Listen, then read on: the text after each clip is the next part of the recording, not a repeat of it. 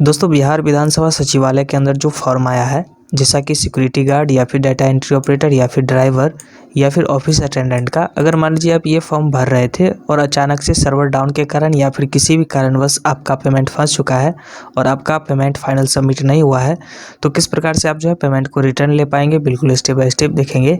तो चलिए शुरू करते हैं।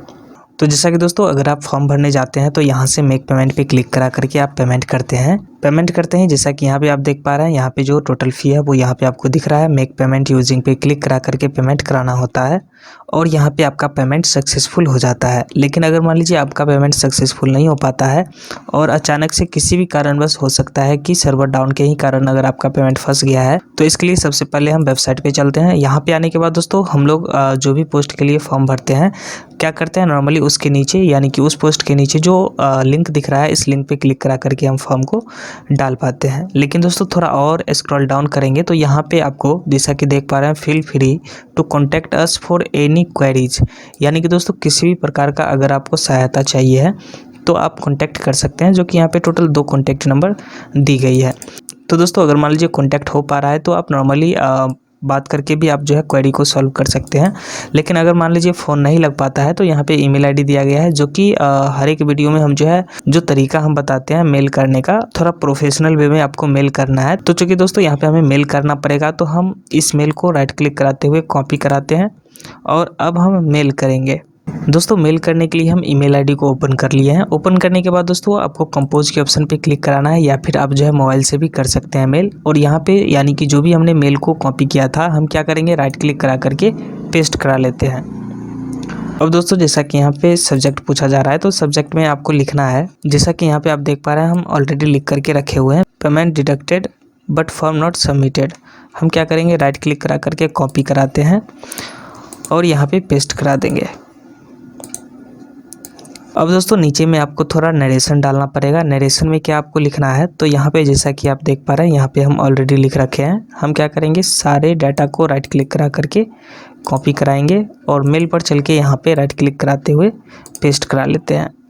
अब दोस्तों जैसा कि यहाँ पे आप देख पा रहे हैं, लिखा हुआ है, I have requested to you, I am filling Bihar Vidhan Sabha for data entry enduring payment online with RuPay debit card. अब दोस्तों अगर आप यूपीआई से किया है तो यहाँ पे डेबिट कार्ड की जगह आप यूपीआई लिखेंगे।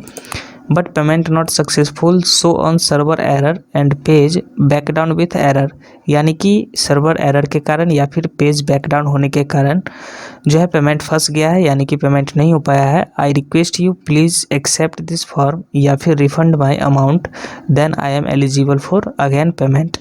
यानी कि दोस्तों यहाँ पे आप रिक्वेस्ट कर रहे हैं कि या तो आप जो है फॉर्म को एक्सेप्ट कर लीजिए या तो जो है पेमेंट को रिटर्न करिए, ताकि हम दोबारा फॉर्म भरने के लिए एलिजिबल हो पाएँ। यहाँ पे थैंक यू कुछ इस प्रकार से आपको लिखना है। साथ ही नीचे में रजिस्ट्रेशन नंबर आपको लिख देना है।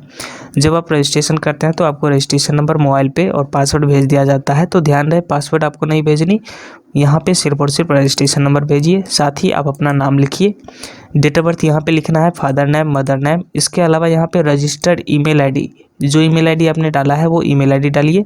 इसके बाद रजिस्टर्ड मोबाइल नंबर यहाँ पे आपको डालना है।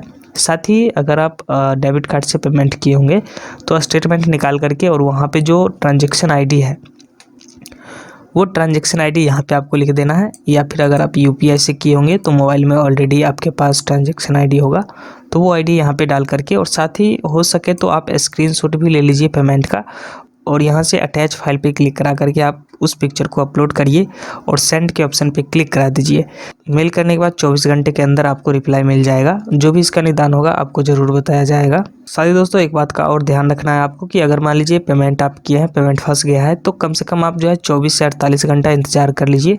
अगर पेमेंट सक्सेस हो जाता है बाद में फिर तो सही है, अगर नहीं होता है फिर आपको मेल करनी है।